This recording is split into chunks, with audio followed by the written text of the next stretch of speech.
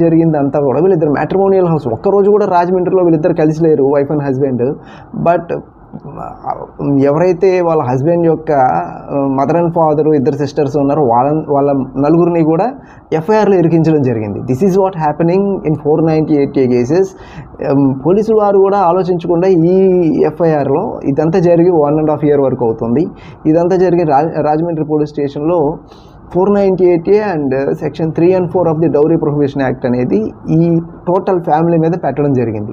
ఎవరైతే హస్బెండ్ అంటే elder son of the wife and husband, తల్లిదండ్రులకి పెద్ద కొడుకు ఇద్దరు కూతుర్లు, ఈ ఫ్యామిలీ మొత్తాన్ని ఒక 498A కేసు మీద ఇరికించేసి వైఫ్ ఎవరైతే ఉన్నారో అతను మ్యారేజ్ చేసుకున్న ఆయన యాక్చువల్గా అబ్రాడ్లో సాఫ్ట్వేర్ ఎంప్లాయీ.